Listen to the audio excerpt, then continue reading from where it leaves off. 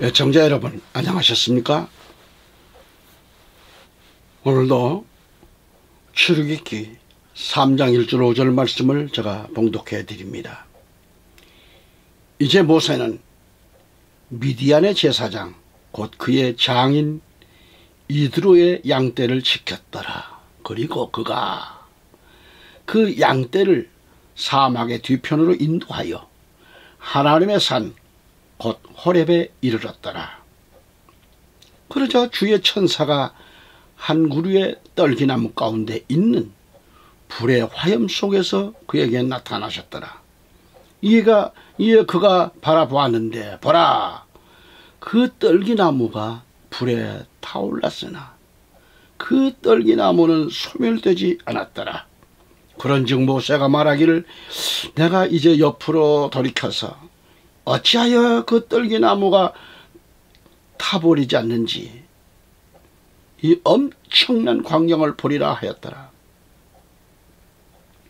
그리하여 그가 보려고 옆으로 돌이킨 것을 주께서 보셨을 때 하나님께서는 그 떨기나무 가운데에서 그를 부르시어 말씀하시기를 모세야 모세야 하셨느니라. 이에 그가 말씀드리기를 제가 여기 있나이다 하였더라. 그러자 그분께서 말씀하시기를 이쪽으로 가까이 오지 마라. 너의 두 발에서 내 신발들을 벗어라. 이는 네가 서 있는 곳이 거룩한 터이기 때문이라 하셨느니라. 아멘. 모세야 모세야 제가 여기 있나이다. 너의 두 발에서 내 신발들을 벗으라. 이는 네가 서 있는 곳이 거룩한 터이기 때문이라고 하신 하나님의 음성에 오늘 여러분이 제가 여기 있나이다 하는 그 변화의 사람이 될 수 있기를 바라면서 여기 너의 두 발에서 내 신발들을 벗고 하나님이 주신 거룩한 터임을 깨닫고 누릴 수 있는 역사가 있기를 우리 구주 예수 그리스도 이름으로 축원합니다. 아멘. 오늘 하나님께서 주신 말씀을 이렇게 묵상을 할 때 우리에게 있어 하나님은 어떤 하나님이신가를 깊이 깨닫는 시간이 필요합니다. 여기서 다시 생각할 수 있는 것은 모세가 장인 미디안 제사장 이드로의 양떼를 인도하고 있을 때 모세는 그의 장인 미디안 제사장 이드로의 양떼를 치고 있을 때 광야의 뒤편으로 양떼를 이끌고 간 곳이 하나님의 산 호렙에 이르렀더라고 했습니다. 오늘 이 방송을 애청하고 계시는 여러분은 하나님의 부르심에 소명을 받은 모세가 되고 전능하신 하나님을 만나 자신의 두 발에서 신발들을 벗고 서 있는 곳이 거룩한 터임을 알고 내게 주어진 주의 일에 거룩한 삶으로 변화되는 그런 역사가 있기를 우리 구주 예수 그리스도 이름으로 축원합니다. 아멘. 하나님께서는 한 사람 한 사람의 생명을 천하보다 귀하게 여기십니다. 그래서 우리 인간 한 사람 한 사람을 향해 관심이 많으십니다. 또한 우리 하나님은 사람들 개개인을 통해서 일하실 뿐만 아니라 사람을 통해서 하나님의 뜻을 성취하시게 되는 거죠. 하나님은 성도들 개개인을 소중하게 여기십니다. 또한 우리들 각자에 대한 기대와 미래에 대한 비전을 갖고 계셔요. 하나님의 이 놀라운 비전과 성품과 인격을 또한 예수 그리스도의 인격을 닮아야 합니다. 그래서 이 귀하고 보배로운 진리를 우리는 전해야 합니다. 하나님은 우리 한 사람 한 사람을 너무도 귀하게 여기신다고 하는 이 사실을 깨닫는다고 하면 자신의 가치를 알아야 합니다. 그 가치를 우리 하나님은 천하보다 귀하다고 하셨습니다. 천하보다 귀한 것의 반대는 무엇입니까? 비천이죠. 비천. 이처럼 비천한 우리를 하나님은 예수 그리스도를 이 땅에 보내주셔서 비천하고 망할 우리를 위하여 친히 십자가를 지셨던 것입니다. 그리고 죽음을 당하신 지 사흘 만에 사망 원수를 깨뜨리시고 부활하셨고 제자들과 많은 사람이 보는 가운데 또 승천하셨습니다. 승천하시면서 하신 말씀이 뭡니까? 사도행전 1장 10절로 11절을 가서 보면은 그리하여 그분께서 올라가시는 동안 그들의 하늘 쪽을 확고히 바라보고 있었는데 보라, 흰옷 복장을 한 남자 둘이 그들 곁에 섰더라. 그들이 또한 말하기를 너희 갈릴 사람들아, 어찌하여 너희는 서서 하늘 속을 올려다보면서 응시하느냐? 이 동일한 예수님께서는 너희를 떠나 하늘 속으로 들려 올라가신 분이시니 너희가 그분께서 하늘 속으로 가심을 본 것과 같은 방식 그대로 그렇게 오시리라 라고 하였다고 했습니다. 아멘. 요한복음 14장 2절로 3절을 보면은 나의 아버지의 집에는 많은 저택들이 있느니라. 만일 그렇지 아니하였더라면 내가 너희에게 알려주었으리라. 나는 너희를 위하여 한 처소를 예비하러 가노라. 그리고 만일 내가 가서 너희를 위하여 한 처소를 예비한다면 나는 다시 올 것이요 너희를 나 자신에게로 맞아 드리리라. 이는 내가 있는 곳에 또한 너희 또한 있게 하려 함이라 하셨습니다. 부활 승천하신 예수 그리스도는 하늘로 올라가신 것을 본 그대로 그 방식대로 다시 오시리라고 약속하셨습니다. 그리고 말씀합니다. 사도행전 5장 20절에 가보면 가라, 성전 안에 서서 백성에게 이 생명의 말씀들을 모두 전하라. 진리의 말씀인 이 생명의 말씀을 전하라는 것입니다. 그리하면 사도행전 13장 48절에 뭐라 했느냐? 그리하여 이방인들이 그것을 듣자 그들은 반겼고 주의 말씀을 영화롭게 하였더라. 그리고 영생에 이르도록 정해진 자들은 다 믿었더라는 말씀입니다. 이 얼마나 기쁜 일인가, 놀라운 역사죠. 하지만 요한일서 5장 12절에 가보면 아들이 있는 자는 생명이 있고 하나님의 아들이 없는 자는 생명이 없느니라고 하셨습니다. 요한계시록 20장 15절에 가서 보면 그리고 누구든지 생명책 안에 기록된 것이 발견되지 않는 자는 불의 호수 속에 던져졌더라 라고 하셨고, 계시록 21장 27절에 보면 그리고 더럽히는 어떤 것도 그곳 안으로 절대 들어가지 못할 것이요 무엇이든지 가증한 것을 이루거나 거짓말을 하나라도 지어내는 것도 그리할 것이요 오직 어린 양의 생명책에 기록된 자들만이 들어가리라 라고 말씀하셨습니다. 청자 여러분, 아들이 있는 자, 즉 예수가 있는 자는 생명이 있다. 하나님의 아들이 없는 자는 생명이 없다고 했습니다. 그래서 누구든지 생명책 안에 기록된 것이 발견되지 않는 자는 불의 호수 속에 던졌다라고 그랬어요. 던져졌더라. 불의 호수란 영원히 꺼지지 않는 유황불이 타는 것을 가리킵니다. 그 불의 호수에 던져졌다라고 그랬습니다. 완료형입니다. 이미 집행됐다는 말씀이죠. 저는 표준 성경을 보고 있습니다만 우리가 소유하고 있는 성경 말씀은 너무도 소중하고 귀한 말씀, 생명의 말씀들로 가득 차 있습니다. 그래서 요한복음 6장 63절에 보면 되살아나게 하는 것은 영이라 육신은 아무것도 유익하게 하지 아니하느니라. 내가 너희에게 전한 말들 그것들은 영이요 그것들은 생명이라고 하셨습니다. 되살아나게 하는 것은 살리는 영이라고 하셨어요. 육신은 아무것도 유익하게 하지를 않는다고 이렇게 말씀합니다. 하나님은 모세를 부르셨을 때 출애굽기 3장 5절을 보면 하나님께서 말씀하시기를 이쪽으로 가까이 오지 말라. 너의 두 발에서 내 신발들을 벗어라. 이는 네가 서 있는 곳이 거룩한 터이기 때문이라고 말씀을 하셨습니다.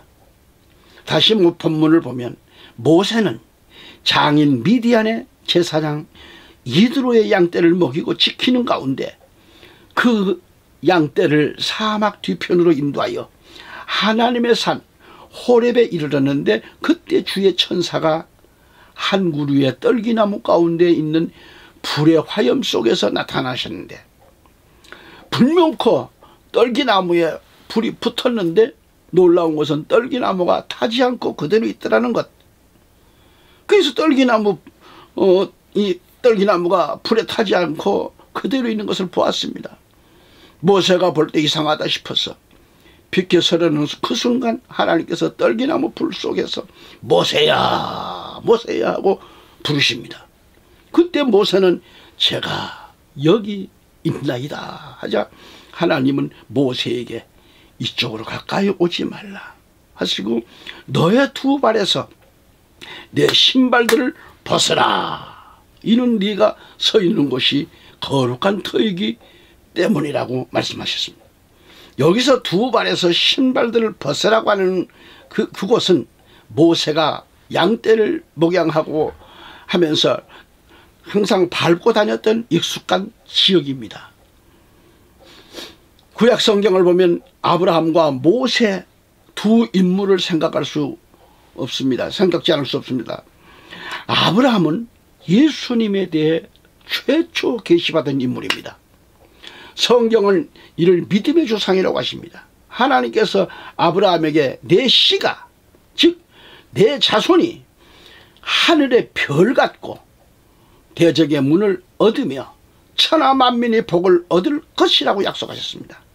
그 씨가 바로 예수 그리스도의 계시의 말씀입니다.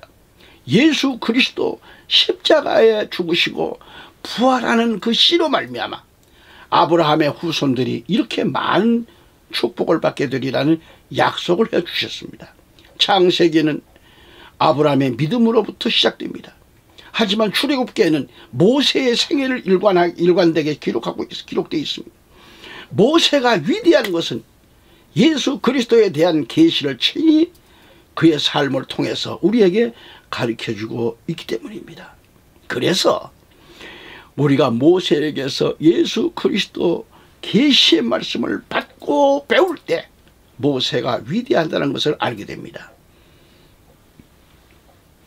구약의 모든 인물들은 다 예수 그리스도를 가르쳐주는 교사들입니다.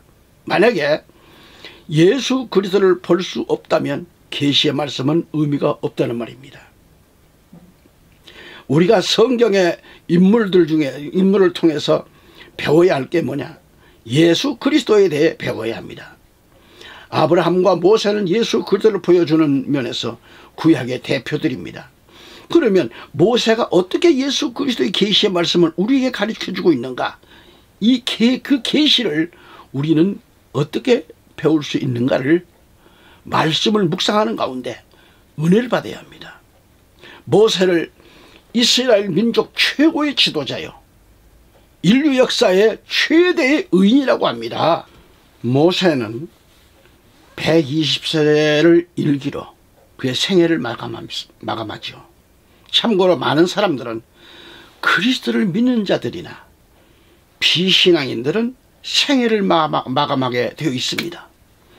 자, 한 번 죽는 것은 정한 이치라고 정의하고 있습니다. 그런데 우리 기독인은 인간의 생애 마감을 운명이라고 말합니다.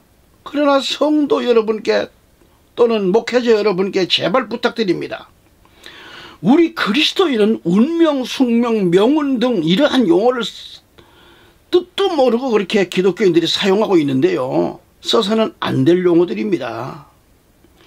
이러한 단어는 불교, 유교, 무속인들이 사용하는 용어들입니다. 또한 철학자들이 사주관상에서 주로 많이들 사용하고 있는 그런 단어들인데 이제부터 제발 사용하지 않기를 바라는 마음입니다. 또한 사람이 죽었다는 언어도 쓰지 않기를 바랍니다. 소천했다는 용어도 잘못된 것입니다. 그리고 작고했다는 말도 우리 기도인이 쓰는 단어가 아닙니다. 또한 장례식이란 단어도 천국 환송 예배로 바꿔야 합니다. 그리고 우리 기독인은 죽은 것이 아니라 잠들었다고 해야 합니다. 그리고 고인이 아닙니다. 죽은 사람을 전부 고인 얘기하는데 너무도 많이 이런 용어를 쓰고 있는데, 또한 영전이 아닙니다. 영전 사진, 영전 사진에 까만 리본을 달아주는 것도 역시 그것도 잘못입니다. 좀 더 참고로 말씀드린다고 하면 첫째 절명이라고 그래요. 목숨이 끊어지는 것, 즉 죽었음을 가리키는 말인데 절명. 둘째로 사망이라고 말합니다. 이 사람이 죽었을 때 가장 흔히 쓰는 말이 사망입니다. 셋째로 명목입니다. 명목이 뭐예요? 눈을 감는 것, 즉 죽음을 말합니다. 이것도 역시 명목. 그 다음에 네 번째 영면이라고 해요. 영면했다. 영혼이 잠들었다는 뜻에서 죽음을 높여 부른 말입니다. 기독교인이 영면하면 되겠어요? 그 다음에 사거했다고 그래요. 사거. 이 말이 뭐예요? 죽어서 세상을 떠났다는 말을 사거라고 그래요. 그 다음에 여섯째로 서세라고 그래요. 서세. 이 말이 뭐예요? 죽음의 높임말이죠. 이것도. 서세했다. 다음에 선종이라고 그래요. 가톨릭은 임종 때 성사를 받아 큰 죄가 없는 상태에서 죽은 것을 성사라고 그래요. 선종. 그 다음에 여덟 번째 기세라고 말합니다. 기세가 뭐예요? 세상을 버린다는 뜻입니다. 역시 죽음의 높임말인데, 그 다음에 아홉 번째는 입적이라고 그래요. 입적. 이것은 불교에서 하는 얘기입니다. 불교 승려가 사망했을 때 쓰는 용어입니다. 입적했다. 열 번째 하세라고 그래요. 윗사람이 죽었음을 가리키는 말이 하세라고 그래요. 그 다음에 11번째는 소천이라고 합니다. 크리스천이 하나님의 부름을 받는다는 뜻인데 현재 국어사전에는 등록이 안 된 얘기입니다. 소천이라. 12번째 타계했다. 불교 윤회 사상에 입각해서 이렇게 다른 세계로 떠났다는 것을 그런 뜻으로 사용하고 있는 얘기입니다. 타계했다. 또한 불교에서는 승려가 사망했을 때 열반에 들어갔다고도 표현을 하고 있는데, 열반은 해탈의 경지를 뜻하는 니르바나를 한문으로 음력한 것으로 이렇게 아주 정멸이라 그렇게 합니다. 그 다음에 13번째는 서거라는 얘기예요. 서거. 사거의 높임말로서 살아있는 생명체의 삶이 끝나는 것을 가리켜서 서거라고 그래요. 그 다음에 승하했다 그래요. 14번째 승하했다. 그 승하가 뭐예요? 임금이나 존귀한 사람이 세상을 떠났을 때 쓰는 용어입니다. 15번째는 별세했다고 그래요. 별세. 세상을 하직한다는 뜻인데 죽음의 높임말이죠. 이것도 높임말인데 이것도 역시 별세. 영원히 별세하는 거죠.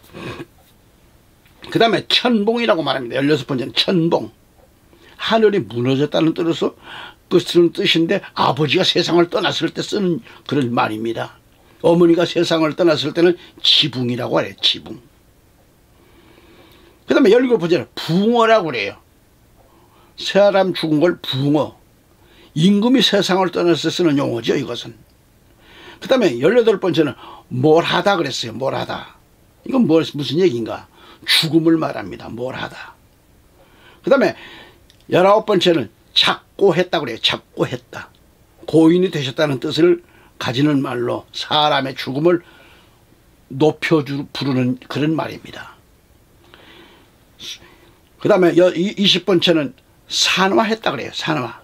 사람의 죽음을 어떤 숭고한 목적을 위해 목숨을 바쳤을 때 쓰는 그런 말입니다. 산화했다. 그 다음에 21번째 보면은 순국이란 말을 씁니다. 나라를 위해서 목숨을 바쳐 쓰는 그런 용어죠. 순국했다. 그 다음에 22번째 순교란 말을 씁니다. 우리 기독교인이나 신념 혹은 사상의 자유를 위해 목숨을 버렸을 때 쓰는 말입니다. 순교했다. 그 다음에 23번째는 졸했다. 졸하다. 사람이 죽다는 등 죽음에 대한 그 단어가 이렇게 많습니다. 여기서 우리 기독인의 그 용어는 소천 또는 별세 표현도 중요하겠지만은 우리 기독인의 죽음은 죽음이 아닌 잠들었다고 해야 합니다. 잠들었다고 하는 말이 구약 성경에 많이 나옵니다. 그리고 신약 성경에도 우리 예수님이 잠들었다는 그런 말씀을 하셨습니다. 사도 바울도 데살로니가서 4장 15절에 가서 보면 우리가 주의 말씀에 의하여 이것을 너희에게 말하기 때문이니 주의 오심까지 남아있는 우리가 잠들어 있는 자들보다도 앞서지 못하리라는 것이고 그렇게 말합니다. 또한 하나님의 뜻을 따라 끝까지 믿음을 지키다가 악한 세력들에 의해 죽임을 당한 일을 순교했다고 말합니다. 우리 신앙인들이 예수 그리스도를 영접하고 믿음을 지키다가 잠들었다는 것은 이 세상에서 하나님 나라를 향하여 낙원에 들어갔다는 것을 가리키는 겁니다. 그래서 많은 분들이 천국 같다. 아니 천국이 아니 천국은 나중에 심판 후에 가는 거예요. 지금은 잠드는 것은 천국을 낙원에 들어가는 거예요. 낙원에. 그래서 우리 기독교인은 우리 기독인의 그 죽음은 죽음이 아니라 잠들었다는 말이 맞는 겁니다. 그래서 우리 예수님의 십자가의 대속의 죽음과 부활을 통하여 승천하셨으며 그리고 다시 오실 예수 그리스도입니다. 만왕의 왕 심판주로 오십니다. 끝까지 믿음을 지키다가 예수 그리스도께서 재림하실 때 다 휴거하게 됩니다. 아멘. 그리고요, 우리가 알아야 할 것은 예수 그리스도가 없는 삶, 믿지 않는 자들의 죽음은 멸망으로 떨어지는 둘째 사망에 이르게 됩니다. 구원받지 못하는 자들은 부활은 있는데 사망의 부활뿐입니다. 우리 기독인은 죽음이 없고 오늘 세상을 이별할지라도 죽음이 아니라 부활하는 그날까지 잠자는 겁니다. 부활하는 그날까지. 할렐루야. 우리 그리스도인은 죽음이 아닌 잠자고 있다가 생명의 부활로 나오게 된다 그랬어요. 그러므로 우리 그리스도인들은 오늘도 내일도 자기를 죽이고 새로운 존재로서 하나님의 영광을 돌려드리며 항상 기뻐하면서 살아야 합니다. 아멘. 다시 말씀드리면 우리 성도들의 신앙은 죽음이 아닌 내가 예수 그리스도와 함께 죽고 예수 그리스도와 함께 사는 것을 믿는 그런 믿음이 있어야 됩니다. 아멘. 여러분 갈라디아서 2장 20절에 가서 보면 사도 바울은 내가 그리스도와 함께 십자가에 못 박히나 그럼에도 나는 살아있노라. 그러나 내가 아니라 오직 그리스도께서 내 안에 사시는 것이다. 그런즉 이제 내가 육체 안에서 사는 삶은 나를 사랑하시어 나를 위하여 자신을 주신 하나님의 아들의 믿음으로 사는 것이라고 그렇게 말합니다. 믿음으로 사는 것이다. 하나님의 아들의 믿음으로 산다. 그래서 우리의 신앙이란 예수 그리스도의 삶과 신앙 그리고 그리스도의 제자가 된 그런 자들의 삶과 신앙을 요약해서 표현한 신앙이기 때문에 교회의 전 역사를 통하여 변함없이 강조되어야 할 신앙이라고 봅니다. 그리스도인들에게 살아있는 믿음과 신앙이 강조되어야 할 이유가 바로 여기에 있는 거예요. 정신 차리고 들어야 할 것은 기복적인 신앙으로 비인격화가 되고 말씀에 따라 생활하지 않아 신앙의 세상에 이 빛과 소금이 되지 못하고 있기 때문이라면 보통 문제가 아닐 수 없단 말이죠. 이러한 심각한 문제들은 자기가 죽지 못한 데서 발생하는 겁니다.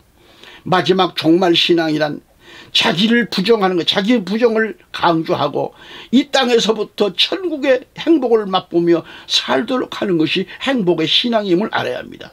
자신이 그리스도 안에서 살아야 합니다. 그리고 자신 안에 천국이 이루어지지 못하면 영원한 하나님 나라 왕국은 없는 거예요. 자신 안에 가정이 천국이 이루어지지 않았는데 어떻게 하나님 나라 왕국이 이루어질 수 있겠는가? 천국은 없는 것입니다. 그러면 그러한 면에서 구약의 아브라함과 모세에 대해서 말씀을 드리는 겁니다. 모세는 스릴과 감동과 신비에 쌓인 찬란한 업적을 남긴 인물입니다. 뿐만 아니라 불가사의한 신화적인 존재로, 신화적 존재로서 역사는 그를 추앙하고 있잖아요. 모세의 일생을 크게 3기로 구분할 수 있다고 하면 40세까지를 1기,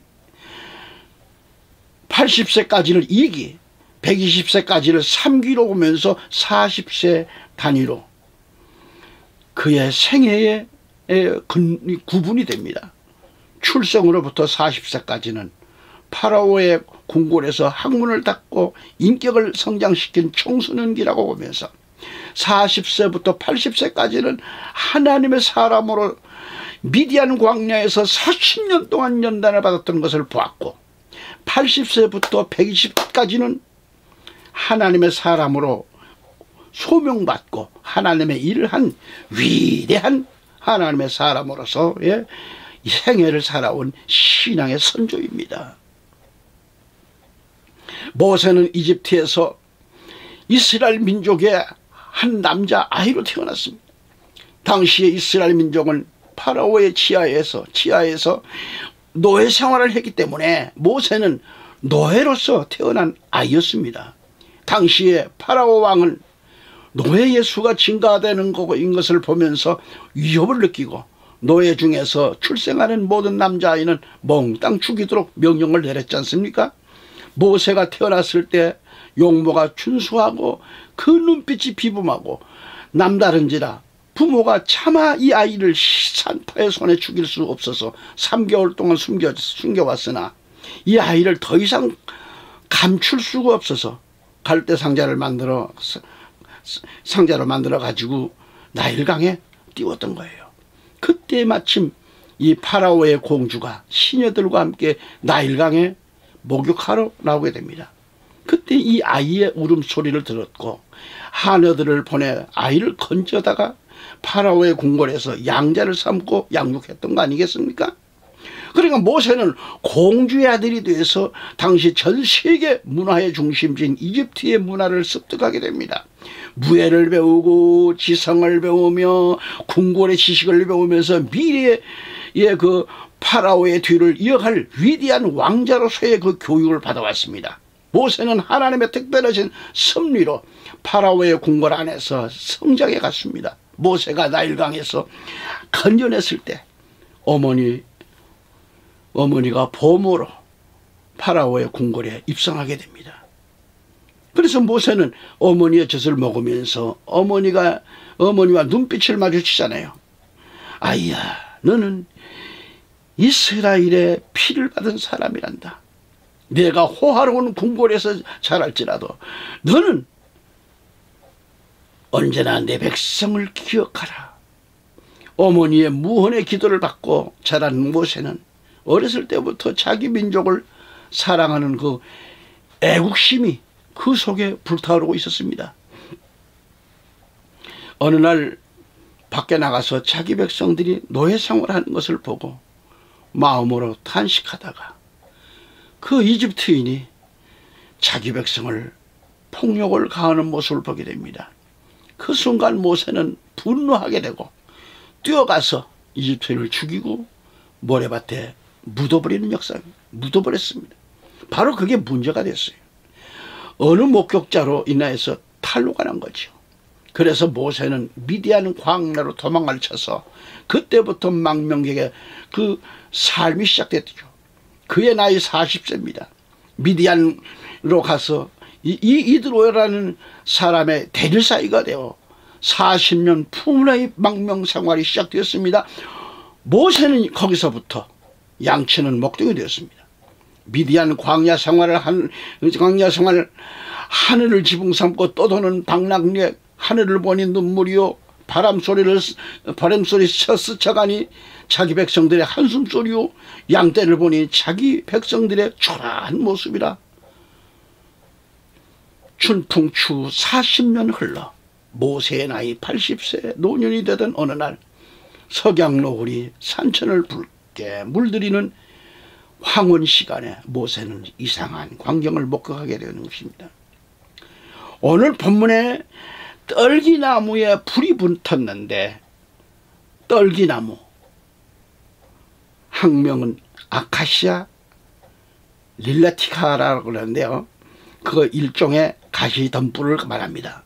그래서 이 나무는 가시덤불로서 호렙산에 흔한 그런 나무들이라고 그래요. 바로 이 가시나무는 노예로 전락하여 곤핍하고 메마른 생활하고 있는 이스라엘 백성들의 처참한 현실을 상징으로 보여주고 있는 거죠. 이 가시떨기나무는 나무와 같은 이스라엘 백성들에게 거룩하고 전능하신 하나님께서 임재하신 것은 이스라엘이 당하고 있는 모든 그 고통의 멍에를 끊고 해방과 기쁨을 제공하신다는 하나님의 강력한 의지를 반영하고 있는 계시사건임을 보여주고 있습니다. 전능하신 하나님의 임재하신 사건은 후일 죄중에 신음하던 인류를 구원하시기 위해 이 땅에 육화하셨던 예수 그리스도의 임마누엘 사건을 예표하고 있음을, 불붙은 가시떨기나무이지만은 불타지 않는 가시떨기나무를 통해 인류를 구원하시는 구속사적인 것을 예표로 보여주셨습니다. 아멘. 그리고 불꽃은 모든 불의한 세력을 태워 멸하시는 하나님의 공의와 거룩성을 상징하고 있습니다. 또한 특히 이 불꽃이 떨기나무에서 꺼지지 않았다는 것은 전능하신 하나님께서 선민 이스라엘과 영원히 함께 하실 것을 가리키는 말씀입니다. 아멘. 다시 말하면 그 가시떨기나무는 타지 않고 불꽃만 타올랐다는 이 장면이 모세에 유발시키고 있습니다. 모세를. 그래서 그곳에 가까이 가려고 몸을 돌이키는 순간, 모세야, 모세야, 너는 이리 가까이 하지 말라. 내가 선 곳은 거룩한 터이니 너의 두 발에서 내 신발들을 벗으라고 하시는 이 하나님의 음성을 듣고 모세는 즉시 두 발에서 신발들을 벗었습니다. 그리고 두려워 엎드렸습니다. 출애굽기 3장 6절로 10절 말씀 이하를 보면은 이와 더불어 하나님께서 말씀하시기를 나는 너의 조상의 하나님이지 아브라함의 하나님이요 이삭의 하나님이요 야곱의 하나님이라고 하셨습니다. 그러자 모세가 자기 얼굴을 숨겼더라. 이는 그가 하나님을 바라보는 것을 무서워했기 때문이라. 이어서 주께서 이같이 말씀하셨느니라. 나는 이집트에 있는 나의 백성의 고난을 확실히 보았으며 그들의 공사 감독들로 인한 그들의 부르짖음을 들어왔노라. 이는 내가 그들의 슬픔들을 알기 때문이라. 그리하여 내가 이집트인들의 손에서 그들을 구출하려고 내려왔도다. 그리고 그들을 그 지역에서 데리고 올라와서 좋고 드높은 지역에, 곧 젖과 꿀이 흐르는 지역에 흐르게 하려는 것이니 곧 가나안족들과 히타이트족들과 아모리족들과 프리스족들과 히위족들과 여부스족들의 처소에 이르게 하려는 것이다. 그러므로 이제 보라, 이스라엘 자녀들의 부르짖음이 나에게 상달되었도다. 그리고 그들을 압제하는 이집트인들의 압제를 내가 보았노라. 그러므로 이제 오라. 그리하면 내가 너를 파라오에게 보내리니 네가 나의 백성 이스라엘 자녀들을 이집트에서 데리고 나오게 하려 함이라. 모세는 하나님의 이 음성을 들었습니다. 이때부터 모세는 40년의 광야 생활을 청산하고 하나님의 부름을 받아 파라오에게 들어가 이스라엘을 민족을 인도해내는 그런 지도자가 되는 역사입니다. 그러니까 모세를 이스라엘 민족의 지도자로 세우기 위해서 하나님께서 하신 일은 딱 하나였습니다. 모세야, 너의 두 발에서 내 신발들을 벗어라.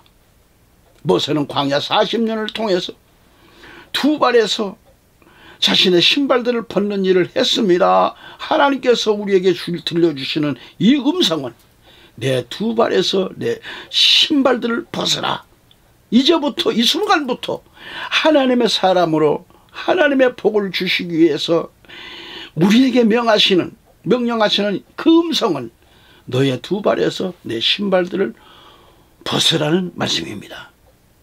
내 신발들은 벗는다는 말은 곧 자기를 포기한다는 말입니다. 신발들을 벗는다는 말은 자기를 겸손하게 낮춘다는 말입니다. 자신의 두 발에서 신발들을 벗는다는 말은 자기 모든 소유를 포기한다는 말입니다. 말씀을 정리해 본다면 첫째, 두 발에서 내 신발들을 벗으라는 것은 거룩한 사람이 되라는 것이요. 둘째는 거룩한 성도가 되었다면 이제부터는 거룩한 일을 하라는 말씀입니다. 또한 두 발에서 신발들을 벗으라는 말은 지금까지 네가 하던 일을 포기하라. 지금까지 네가 살아온 것들을 포기하라. 포기하고 새로운 일을 시작하라는 말씀이 됩니다.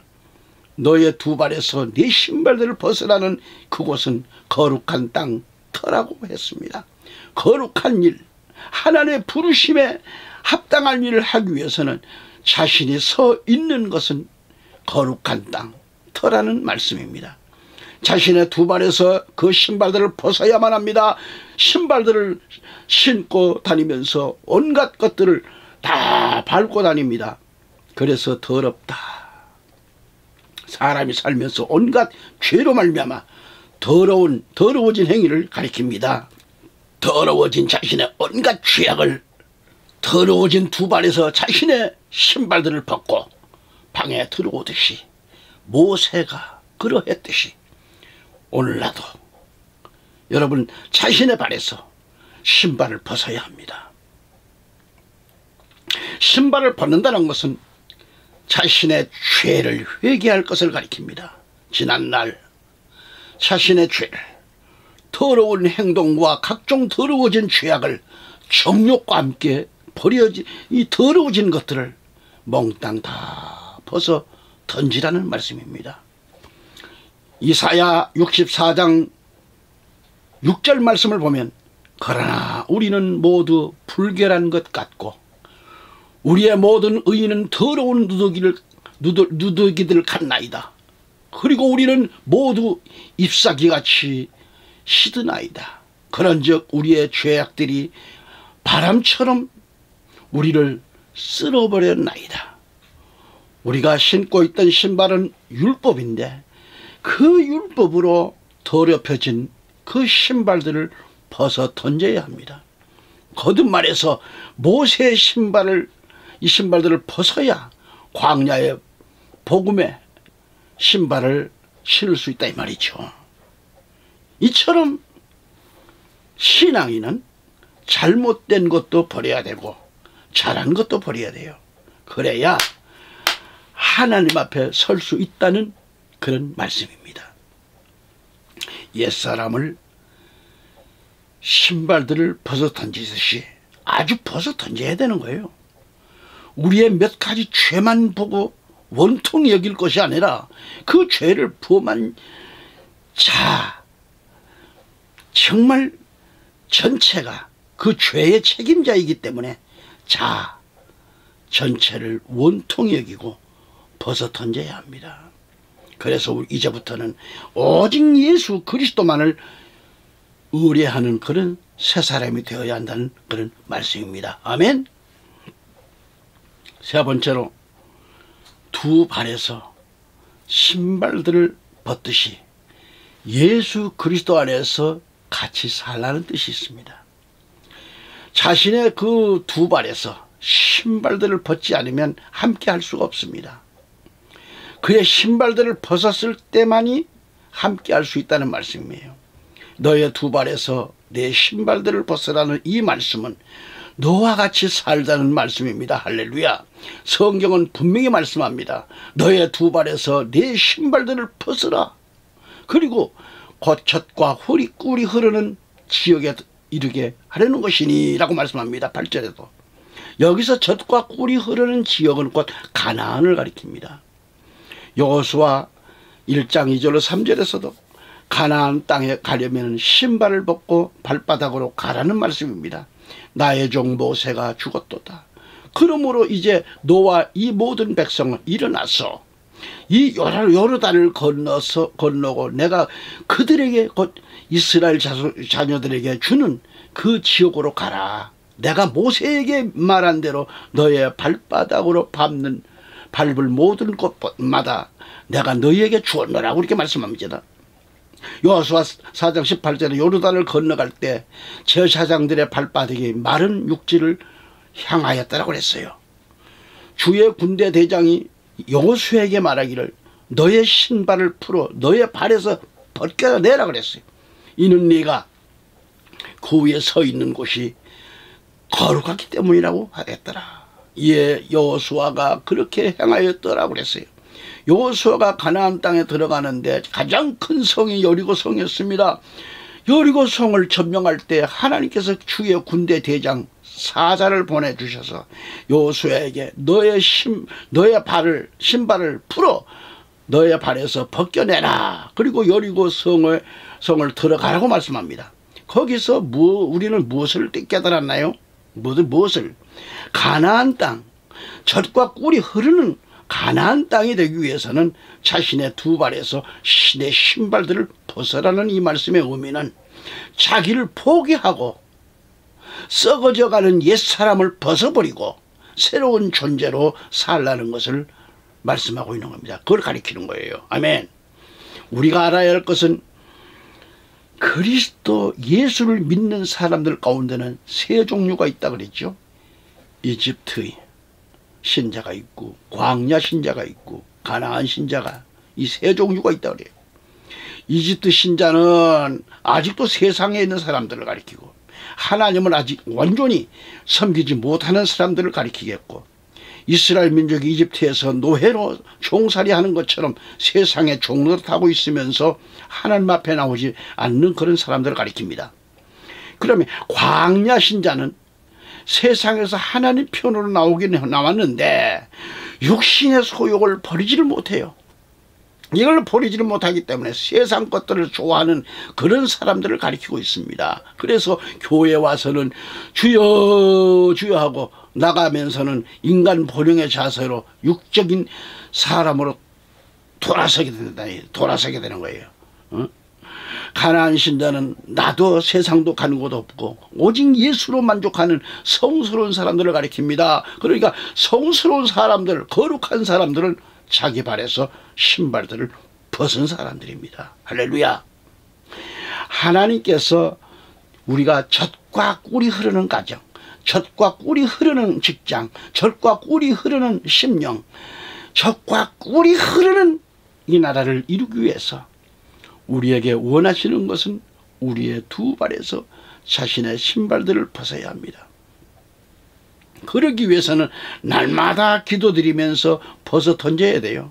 말씀으로 벗어 던져야 됩니다. 정과 욕심을 십자가에 못 박음으로 벗어 던져야 합니다. 이것을 벗어 던질 때 내 심령은 가나안으로 변하는 거예요. 가나안이 되는 거예요. 하나님의 사람으로 밟는 땅마다 거룩한 땅이 될 것입니다. 여러분이 사는 세계가 지상의 천국이 되고 마음 천국이 되고 마지막 때 하나님 나라 왕국이 이루어지는 천왕국에 들어간다는 것을 믿으시기를 우리 구주 예수 그리스도 이름으로 축원합니다. 아멘. 마음 천국, 가정 천국, 교회 천국이 이루어지지 않는 사람은 아무도 하나님 나라를 바라볼 수 없습니다. 아직도 그 사람은 유치원생입니다. 유치원 신앙입니다. 속 깊어서 해야 돼요. 성령 충만으로 확실히 거듭나야 합니다. 그래야 하나님 나라의 그 나라 왕국에 들어갑니다. 할렐루야. 끝까지 말씀을 경청해 주신 여러분 모두에게 하나님의 은혜가 함께 하시기를 기원합니다. 감사합니다.